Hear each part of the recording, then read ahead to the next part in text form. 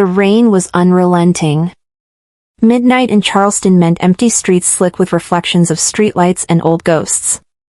Evelyn Marlowe gripped the wheel of the rusting delivery van, knuckles white. The windshield wipers screeched with every swipe, barely keeping up with the downpour. The van smelled of stale coffee and reheated soup.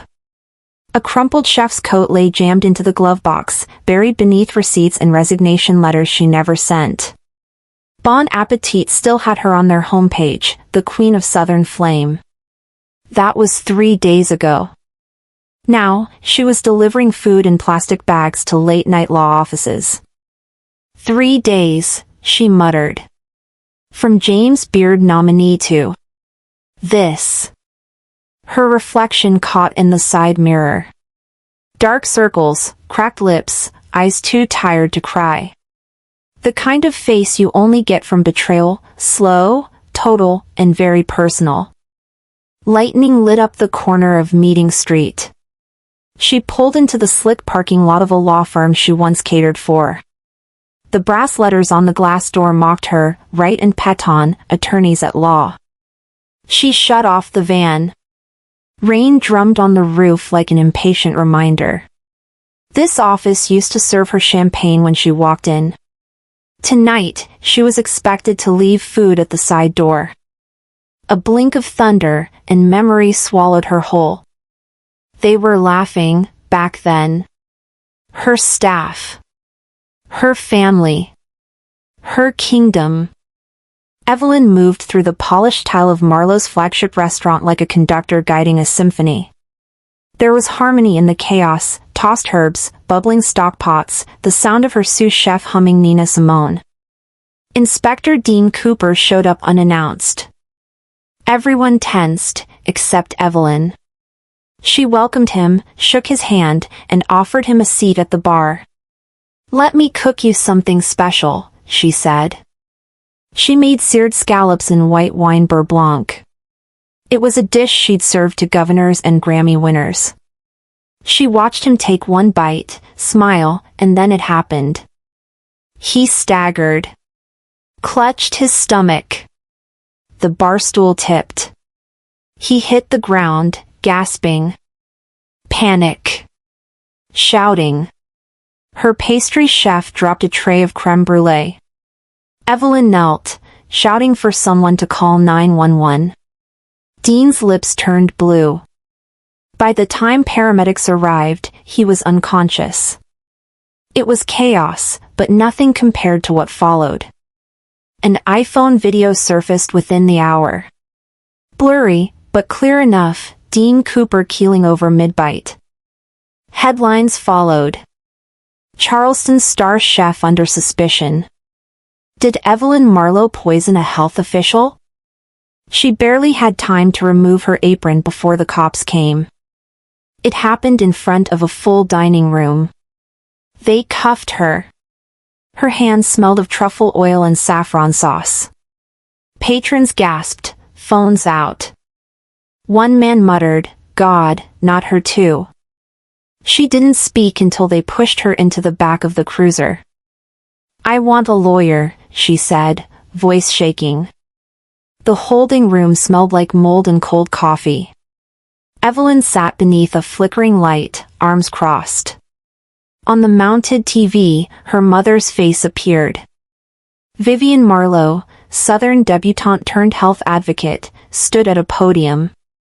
"My daughter," she said, "has struggled with emotional regulation since she was young. We are cooperating fully." Evelyn blinked. Then her brother Clinton appeared. "This tragedy is beyond belief. My sister has always been intense. Disowned. On public television. She didn't cry yet." Her phone buzzed. "Unknown number, this is just the beginning." Her stomach clenched. The footage. The seating. The prep layout. Something felt off. She'd run that kitchen with military precision for years. The night before, she remembered Noah, her most trusted manager, avoiding her gaze when she asked who had updated the prep schedule. It was subtle, but it stuck with her now. And Dean's final words?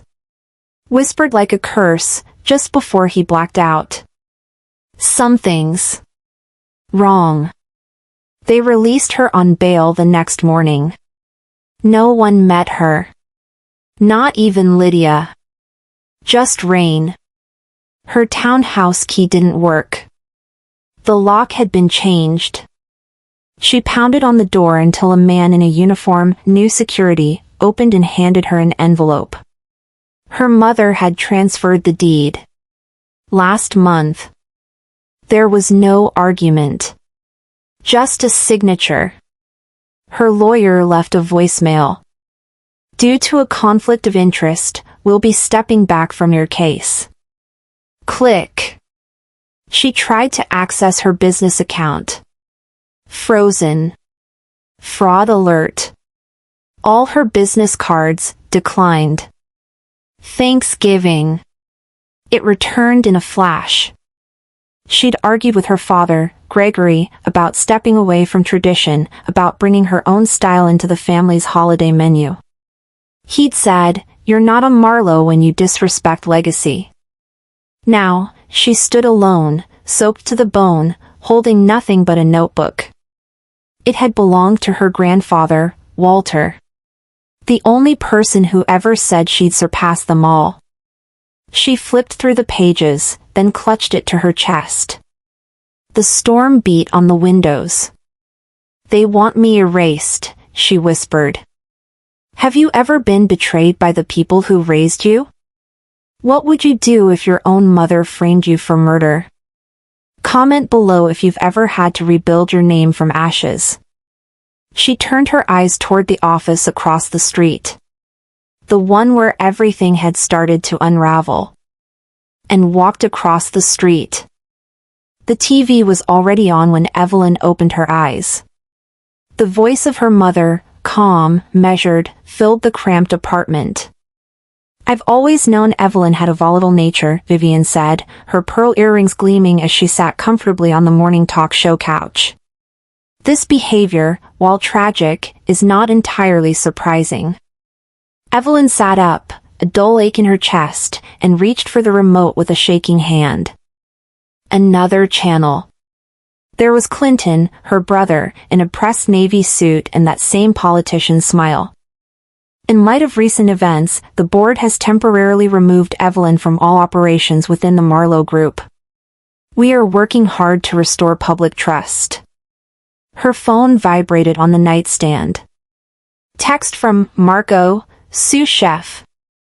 "They're rewriting the story, and you're not in it." Then the door buzzed. A courier handed her an envelope, formal, heavy, embossed. A subpoena. The Marlowe Group was demanding her appearance for a board vote. Immediate expulsion.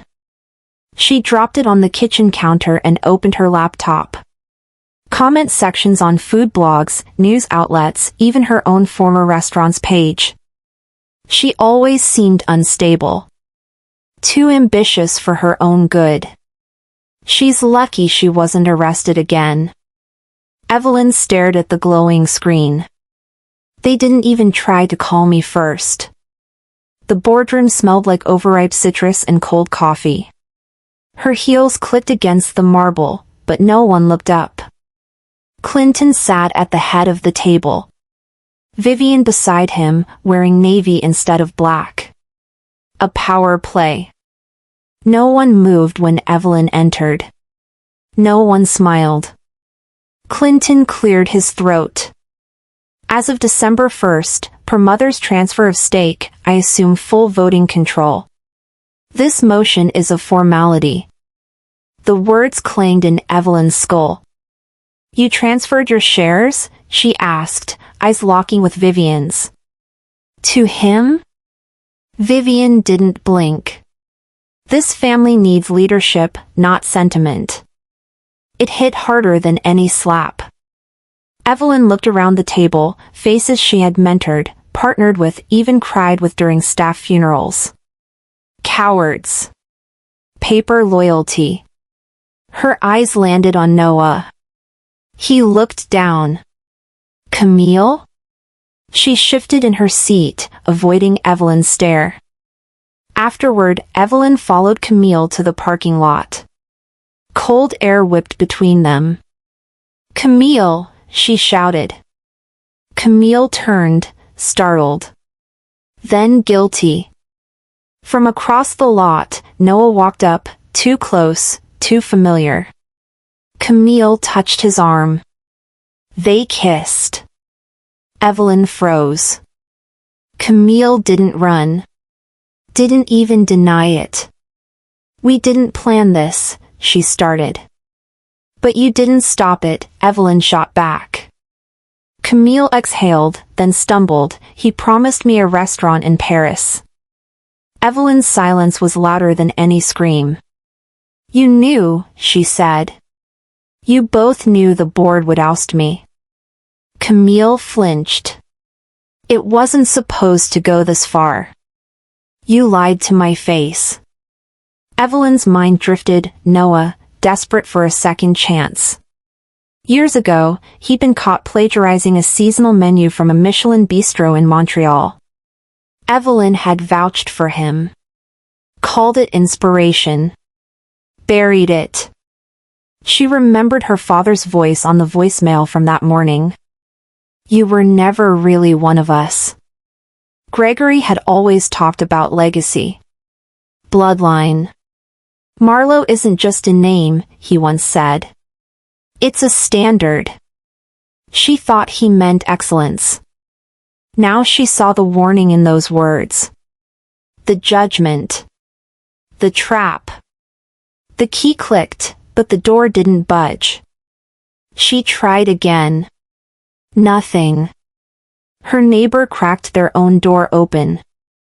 Evelyn? Your sister changed the locks this morning. Said it was a family emergency. Her stomach dropped. A text arrived from Lydia. This is best for now. You're not well. Take care of yourself. Not even a damn phone call. Evelyn didn't cry. She walked. Across neighborhoods, through forgotten streets, until her legs ached. The city looked different now, grayer, smaller, like a place closing in on itself. She ended up at the park. The same bench where they'd once taken family portraits. She remembered her grandfather, Walter, making silly faces to make the kids laugh. She returned to the van, opened the glove box, and pulled out the old tin box. Photos. Her with Vivian at a culinary award. Her in an apron beside Clinton and Lydia. And a folded letter. She opened it, hands trembling. There will be a time when the ones you trust become your trial. Let the silence guide you then. Walter. Taped to the back of the letter was a small metal key. Silver. Worn. A safety deposit box number etched into the side. She held it between her fingers, feeling its weight. Maybe Walter had known all along. Have you ever been betrayed by the people who were supposed to protect you? Comment if you've had to rebuild from lies told by your own blood. Blood is thicker than water, but sometimes poison runs through bloodlines. Who do you think was the real architect behind the betrayal? Gregory, Vivian, or Noah? Let us know below. Evelyn slid the key into her pocket. She wasn't done. The Bronx never slept, but Evelyn had stopped dreaming months ago. Her nights were defined by the buzz of a delivery app and the sting of cold air slicing between apartment towers. The delivery bag over her shoulder still smelled faintly of truffle oil, remnants of a life she no longer lived. Now it just masked the odor of the fried wings and lo mein she carted across the city, one tipless order at a time. Her building was a hollow brick shell. The kind of place you didn't talk in unless you had to. The kids down the hall called her Chef Ghost. They didn't know her name, just that she came and went in silence, eyes always fixed on something distant. One customer opened their door too wide. A girl in sweats, phone in hand, squinting. "Wait, aren't you that chef who poisoned someone?" Evelyn smiled. A dead, deliberate smile. "Food's hot," she said and walked away. In the reflection of the glass lobby door, she barely recognized herself, hair tied back in exhaustion, skin dulled by neon light, shoulders tense and still. But there was something in her eyes. Something left. Something sharp. "The world forgot me fast," she muttered, pushing through the door, "but I didn't forget how to fight." She hated frat houses. The smell of weed and microwaved cheese, the forced laughter. But it paid. "Yo! It's her," one of them shouted when she reached the top floor. "No way, it's the Poison Queen." Another guy lifted his phone, already live streaming. "Say hi to TikTok, Chef Death." Evelyn clenched her jaw, handed over the bags. The stream continued. "Hey, do you still put arsenic in the sauces, or was that just for VIPs?" Then it happened. One of them, barely old enough to vote, appended a cup of soda onto her delivery bag. The crowd roared. She turned without a word. No crack in her mask. Not until the elevator doors closed. That night, the video racked up over 3 million views. Caption: "From Michelin to Meals on Wheels." Her phone exploded with notifications. Comments. DMs, hate from strangers and worse, from people she once fed. She sat in her kitchen, if you could call a hot plate and a leaky sink a kitchen, and scrolled endlessly. Bet she poisoned him out of jealousy. She's a psychopath. She's where she belongs. Evelyn stared at the glow of her screen, then whispered into the dark.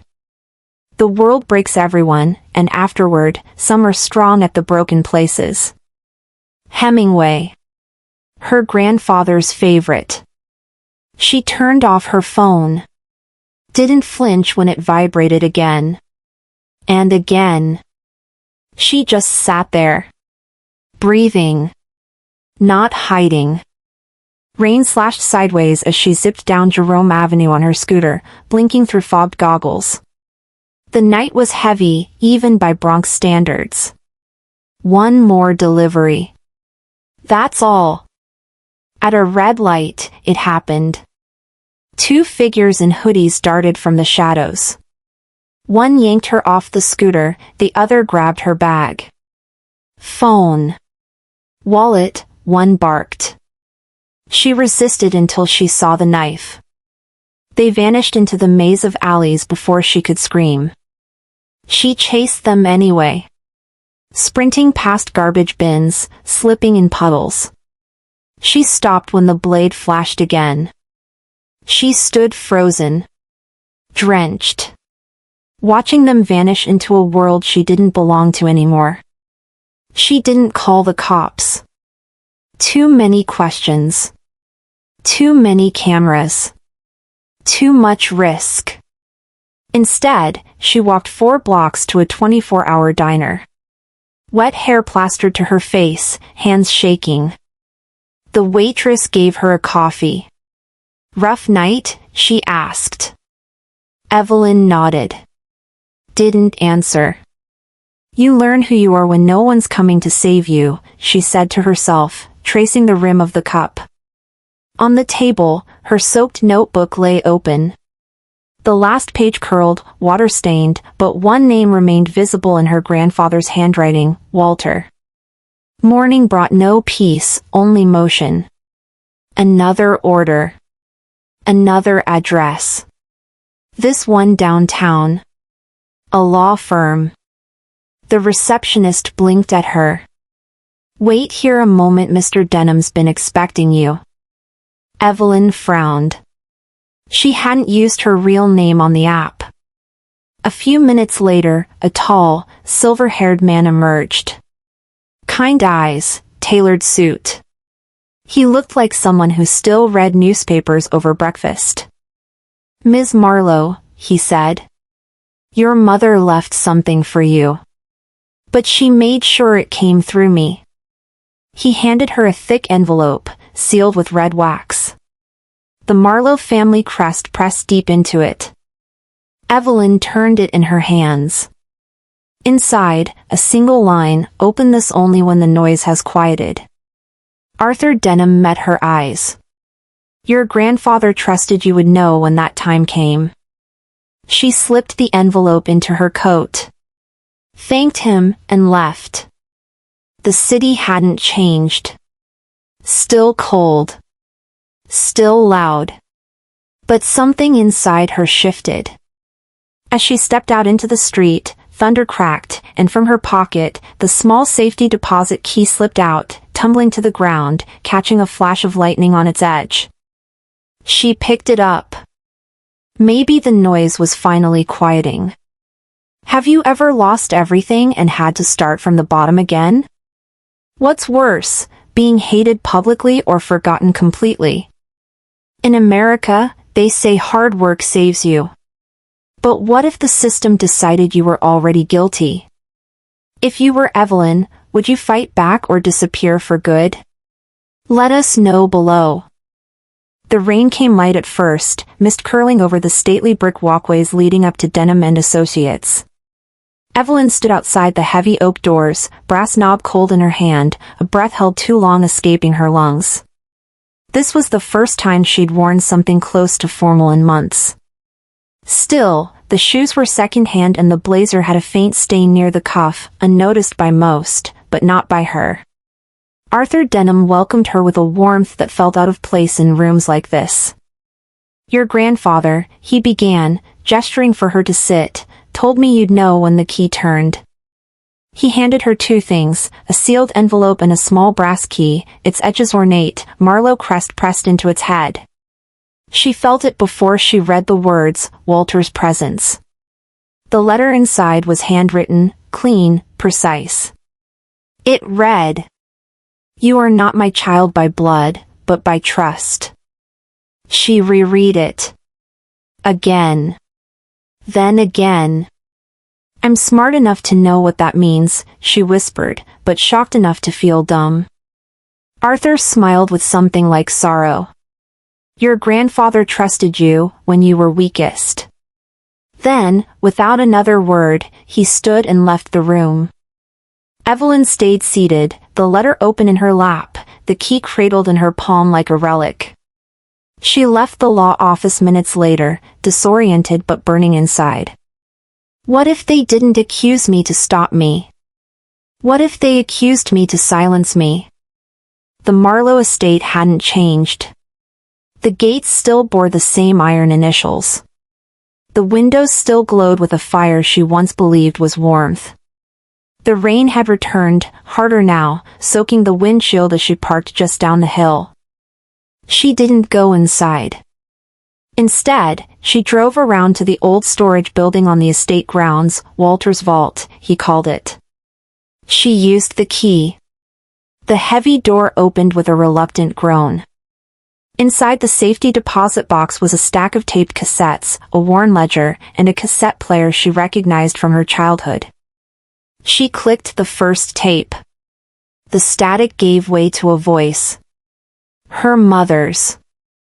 "Beware of blood ties, they mislead more than protect." She froze. Rewound it. Played it again. So Vivian had known.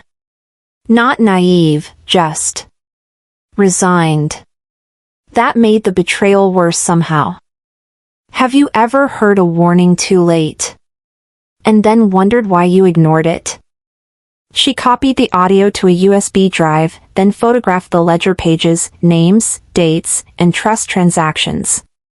Her pulse steadied. If I'm not the child by blood, what was I by design? The next morning, she returned to Arthur's office. This time, she walked like someone with a plan. He laid out the details slowly, carefully. The trust, he said, transfers $93 million only if you remain untarnished by criminal conviction or scandal. Her eyes narrowed. So I lose if I fight loud. Arthur slid a set of documents toward her, legal statements, dated signings, old photographs of Walter's early ventures. A press clipping showed Gregory, her father, standing just behind Walter during a ribbon-cutting ceremony. He was smiling. She looked again. No. He was smirking. Pride often hides guilt. How soon, Arthur asked, do you want to strike back? Evelyn didn't flinch. When I'm ready. And on my terms. Being declared innocent isn't enough. She wanted something bigger than absolution. She wanted her name back.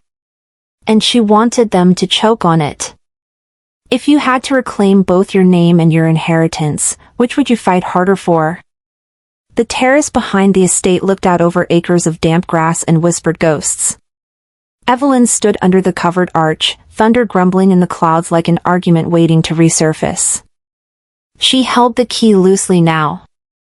The old self that once laughed in this backyard, gone. The girl who thought loyalty was inherited, not earned, buried. She felt the presence before she saw him. Noah Lasker. He looked older, though it had only been months. More tired. More hollow. He didn't speak. Just handed her his phone. A voicemail played. Gregory's voice. We did it so you wouldn't ruin us. It was the only way. Evelyn said nothing. She pressed record on her own phone. Captured the message. Noah didn't resist.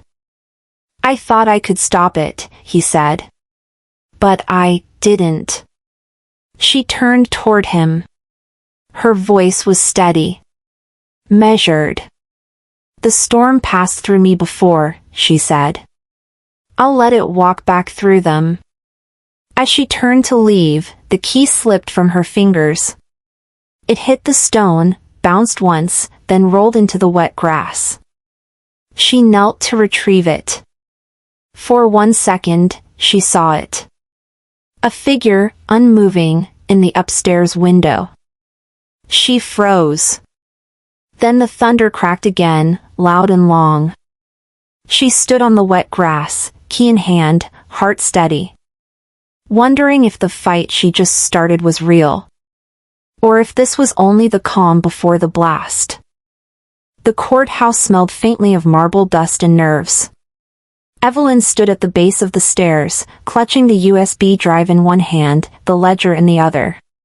Her shoes clicked against the polished floors like a heartbeat she couldn't quiet. Arthur Denham met her halfway down the hall, his expression steady, purposeful. Today, he said softly, they answer. They moved together through the labyrinth of corridors, past glass offices and whispering aides, until they reached the conference chamber where Renee Carter, her former business consultant turned ally, waited with a stack of papers and transcripts. Everything's printed, Renee said. Witness statements, timestamps, the footage. Evelyn nodded, barely hearing her. Across the atrium, she saw them arrive, Vivian, Clinton, and their entourage of lawyers and tailored vanity. Her mother wore white, her brother navy. Always opposite tones of the same lie. Her chest tightened as she recalled the flash of silver from Noah's tie clip months ago. The tiny lens she'd caught reflected in the kitchen's overhead lights. The footage had haunted her until she replayed it again and again, and this time, she saw it, Noah, sliding the chemical vial into the dish meant for the inspector. Her pulse didn't race now. It calmed. They framed me to keep their throne, she whispered. Now the throne will tremble. Inside the courtroom, everything echoed, footsteps, shuffling papers, the hollow strike of the gavel. Evelyn sat beside Arthur at the counsel table, back straight, expression unreadable. The judge's robe swept the bench like a curtain drawing up on a play she already knew the ending to. Gregory sat behind the defense table, his face calm, his tie perfect. Vivian's fingers rested on his sleeve. Clinton whispered to an attorney, pretending control. The prosecution began. Chemical analysis results. Security logs. The timestamp of Noah's movements in the kitchen. Every word layered truth over the rot they'd built. The video played. A collective gasp rippled through the courtroom. There it was. Proof. Her name, cleared by the very image that condemned her. Vivian's hand twitched. Then came the sous chef's statement. Renee slid the transcript across the table. The young man had testified that Vivian Marlowe threatened his job, his visa, his safety, if he didn't lie about Evelyn's temper. The courtroom murmured. Flashbulbs flickered from the press bench. Evelyn's heart didn't race, it burned slow. They thought I couldn't fight back with proof, she thought, eyes locked on her mother's rigid silhouette. They forgot I built this kitchen. The defense attorney rose, voice measured but sharp. Ms. Marlowe. The sun crested over the Charleston skyline, casting gold across the fresh white facade of the Marlowe Culinary Academy. Evelyn Marlowe stood in the courtyard beneath a modest archway of magnolia branches, the ribbon in her hands trembling slightly, not from fear, but from awe. Where her family once schemed legacies, she was now planting purpose. The courtyard buzzed with anticipation. Press cameras flashed. Renee Carter, her mentor and friend, smiled from the podium. Inspector Dean Cooper sat quietly in the third row, no longer an antagonist, just a man witnessing redemption. Arthur Denham's arrival brought an unexpected tightness to Evelyn's chest. After the ceremony, as guests sipped tea and sampled risotto croquettes made by new students, Arthur leaned in. Walter told me, once, that trust isn't given to the strong. It's handed to those who've been tested. He meant you, he said softly. Then, a pause. I once loved your mother, you know. Before politics outgrew people. Evelyn nodded slowly, the revelation settling not as a blow, but as a bridge. She didn't speak, but her mind spun. These were not chapters closing. They were pages written in margins she hadn't noticed until now. Back inside, she saw the plaque, Walter Marlowe, he fed dreams. She touched the corner gently. We built a name, she whispered. Now I'll build a purpose. Have you ever turned your pain into someone else's opportunity? By mid-afternoon, the kitchen halls rang with laughter and the clatter of knives on cutting boards. Evelyn stepped into one class mid-lesson. A young man, just off the streets last winter, stirred a pot with deep concentration. She guided his hand gently. Risotto talks to you, she said. Listen close. He grinned. You mean like the rice yells when it's overcooked? She laughed for the first time in weeks. The kind that sticks. Outside the classroom, she leaned against the doorframe. The sun was lowering into the harbor, pouring golden light into her new world. Dean Cooper found her on the balcony. You didn't just survive, he said, voice low. You changed the story. Her jaw clenched just slightly, but her eyes stayed soft. Justice isn't the end, she said. It's the chance to rise again. She looked out over Charleston. This city, this house, this scar, it didn't define her anymore. What she built now did. The reception drew a new set of eyes. Clinton Marlowe walked in, hands tucked in his pockets, suit unpressed, ego dimmed. You win, he muttered, not quite meeting her gaze. But don't let it define you. I won back my name, she said. But I'm not rebuilding the house that buried me. This academy, that's my empire. Later, her phone lit up. A message from Lydia: "You didn't need the money to show the world." Evelyn's fingers hovered, then she replied, "I built something money couldn't buy." When she spoke to the crowd that evening, it wasn't with fire, but with flame carefully stoked. Today isn't about revenge. It's about freedom, yours and mine. What does freedom look like to you after the fight is over? The lights dimmed as the last guests trickled out. Evelyn slipped away from the warmth of the crowd, shoes silent on the damp wood of the pier. She reached the end and sat, watching the city shimmer against the quiet tide. Her fingers reached into her coat pocket, drawing out the sealed envelope from Walter, the one she hadn't dared open until now. Inside, one line in his tight, slanted handwriting: "Love is the truest inheritance." She closed her eyes. A notification buzzed: "This isn't over."